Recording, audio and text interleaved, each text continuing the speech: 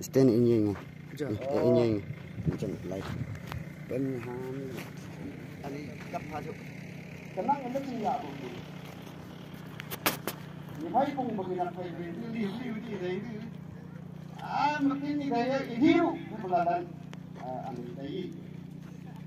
nặng bao nhiêu cái gì đấy hiu bằng gì thì sáu gì vậy mà những chuyện gì là chuyện đó mình gan à cho vậy mà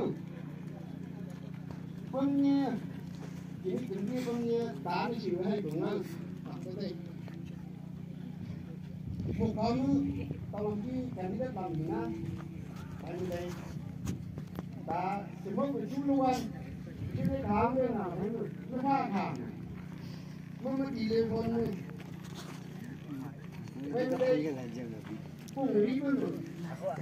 mới nhưng mà từ năm cái phần đi bia cũng rồi cũng rồi ham cũng rồi cái bia nó ngập tàu này ra ra thì không được đi ra ngoài thấy rồi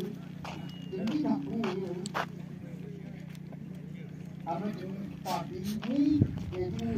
phát bài lên năng đạo này rồi vậy thì phải cho mình用功夫phát cũng như vậy mình mà bằng nhau vừa thì bây giờ hết nắng à thì biết về cái như đấy thằng mà gì là bên này gì đâu cái gì luôn đi được tập rồi và bây giờ làm gì làm cái gì đâu ông mà phải người thì